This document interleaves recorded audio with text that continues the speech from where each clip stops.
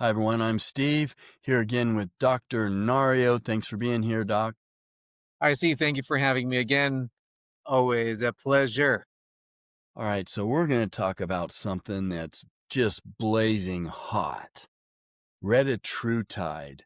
And it's been smoking hot all the rave for about a year.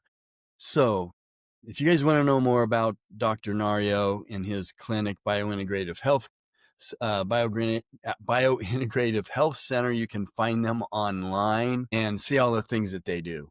So, Reditrutide, they call it like a three-way agonist because it's more than just a GLP-1. So, describe it to us. Yeah, Steve. So this is one of the war requested topics that we've been getting in.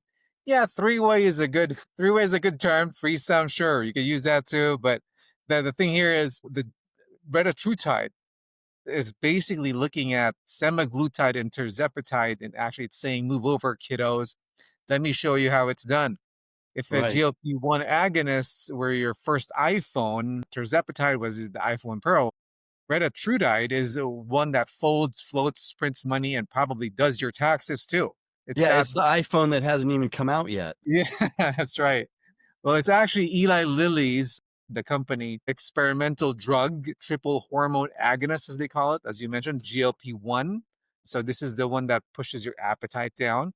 GIP, which is the insulin increase production, and the secret sauce, glucagon, which is the fat burning and then also increases it's like a turbocharger for your metabolism. So it all hits all three G hormones, as we call it, G hormones, and creates a metabolic stack that basically shuts down overeating and simultaneously increases energy expenditure. So while semaglutide and tirzepatide suppresses appetite, retatrutide says, not only will I make you eat less, I'll make you burn more. So think of it like semaglutide putting your foot on off the gas, retatrutide taking foot off the gas and hitting the fat burning nitrous button to make you go faster. Yeah, it's crazy. What first got me interested in learning more about this is that bodybuilders are using it.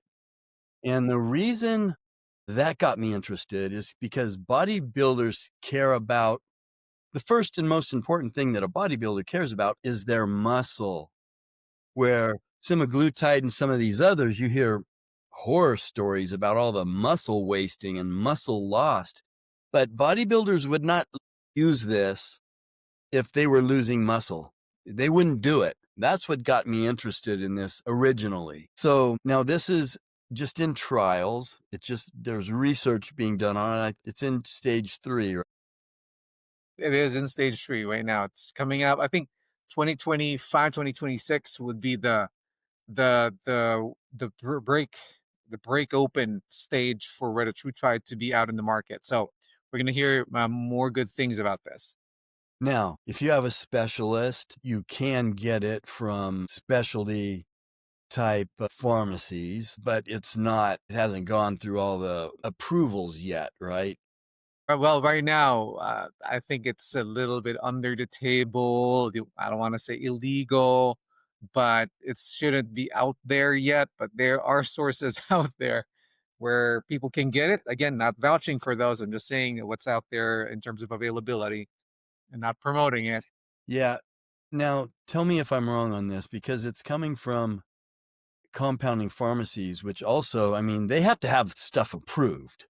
They can't just make stuff and give it to anybody for research purposes, but that's where it's coming from, right?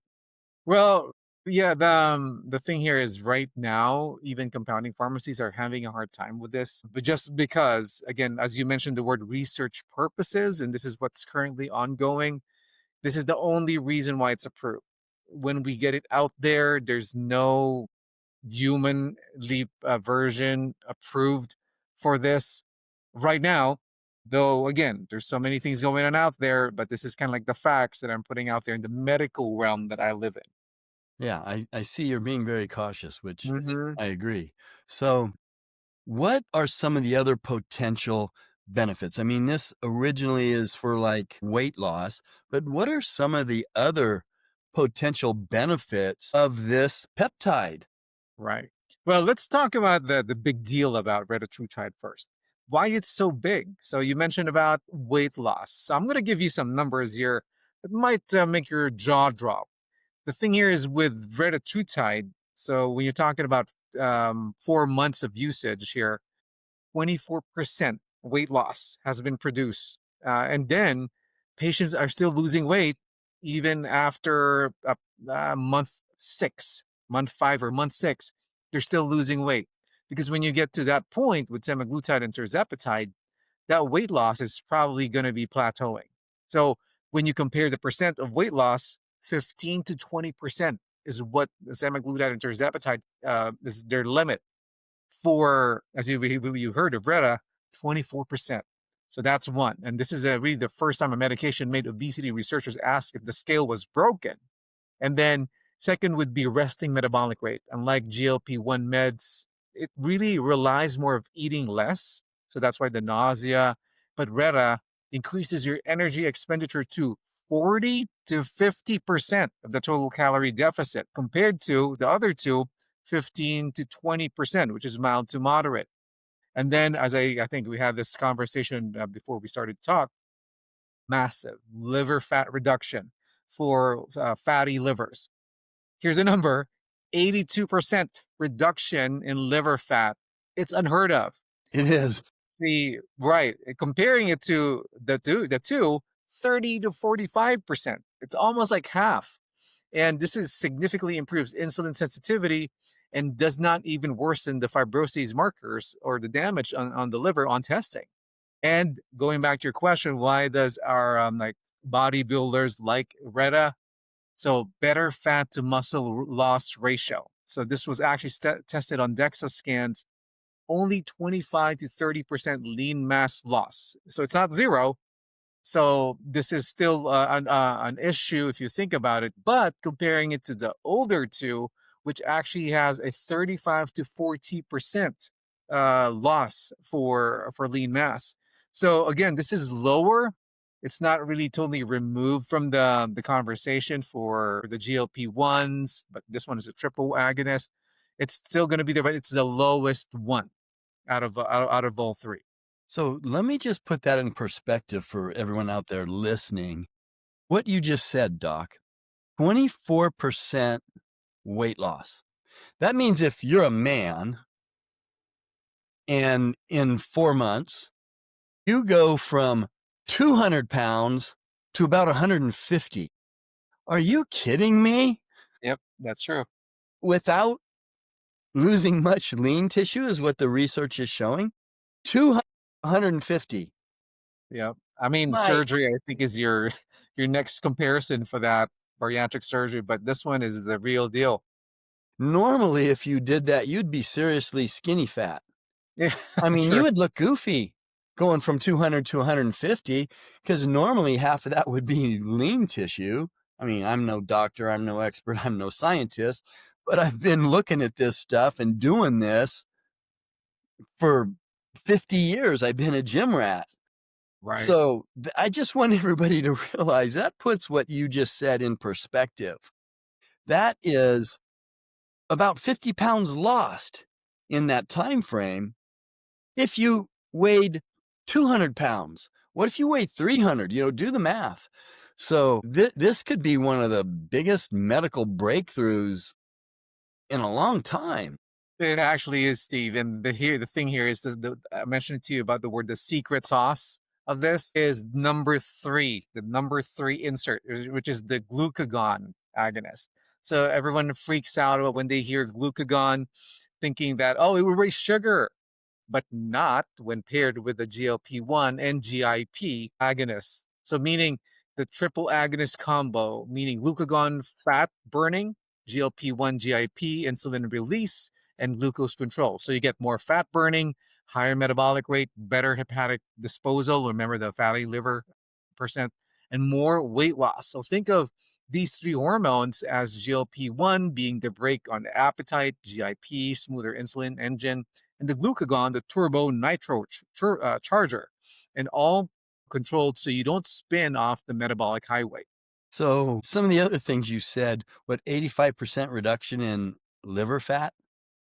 That's almost cutting the fat in your liver in half, which means if you do a DEXA scan and you have 8 pounds of fat in your liver, which is a pretty fat liver, and you go down to 4 pounds, roughly, I mean, almost half. Again, that's an insane statistic. And the other one you said was about the glucagon and what it does to your metabolism. I think you said 40%.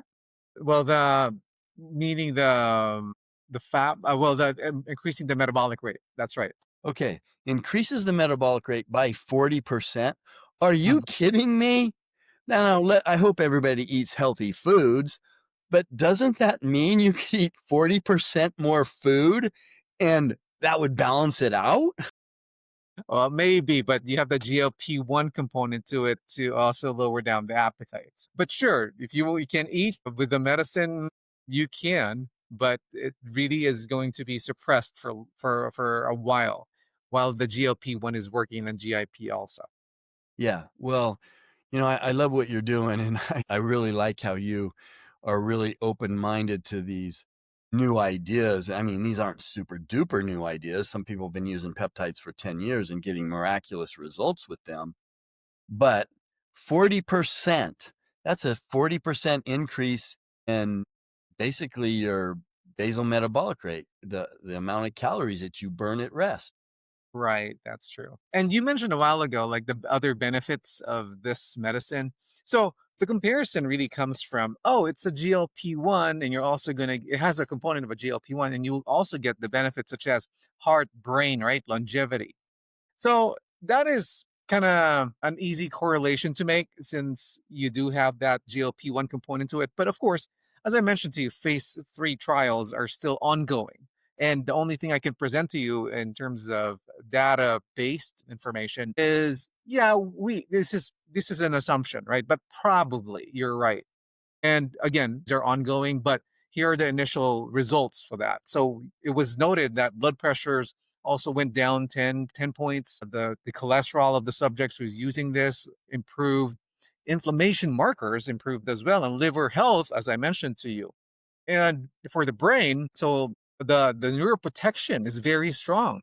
That it actually on the preclinical data of the studies that BDNF or brain derived neurotrophic factor signaling is improved, thus helping with mood, appetite circuitry, and even neuroinflammation. And again, the dementia trial is not there yet, but hopefully Eli Lilly's listening and we have questions. Please return our calls about that, but it really is promising in that aspect. And for longevity, as you could kind of like correlate or assume also that when you lower visceral fat, lower liver fat, insulin resistance is better inflammation also, and even mitochondrial and efficiency. Why not? You're going to get longevity evidence at its best. But again, we need to finish the studies.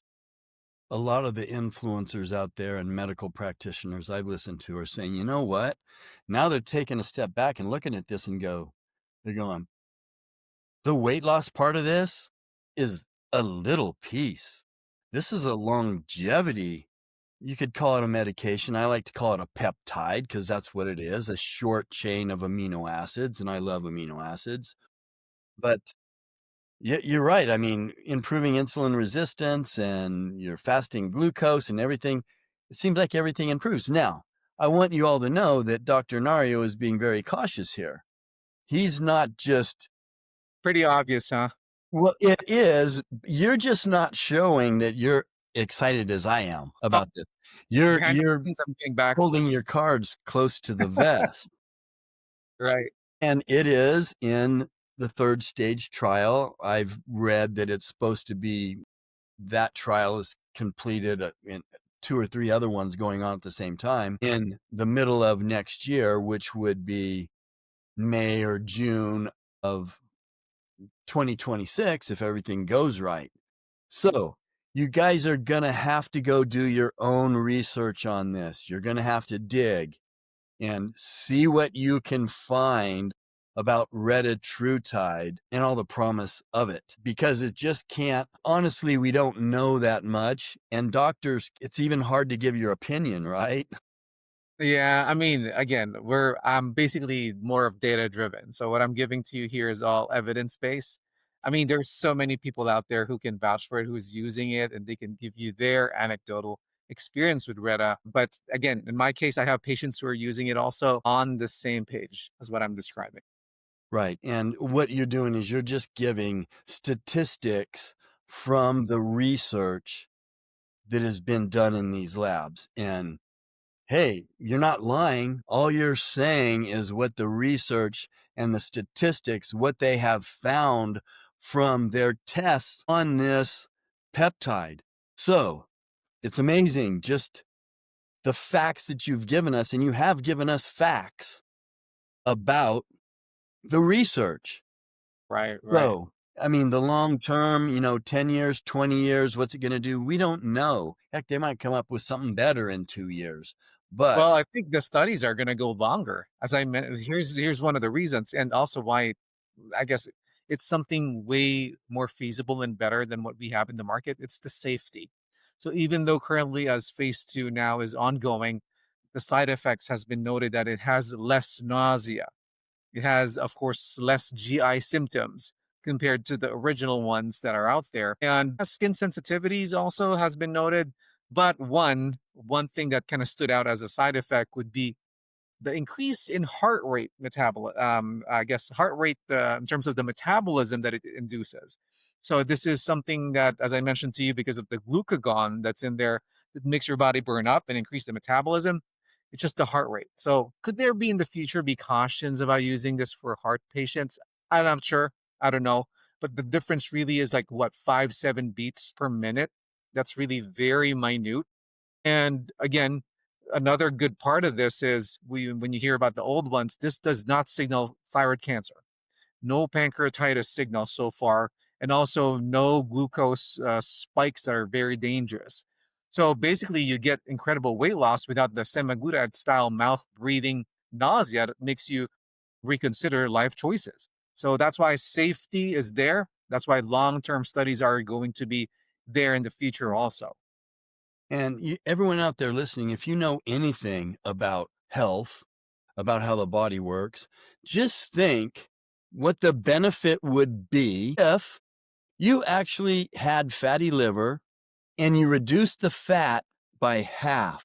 I'm not going to ask you to answer this, doc, because you'd be listing off benefits of I'm not talking about the medication, of cutting your visceral fat in half. We'd be here for another 20 minutes asking you what the benefits of that would be, right?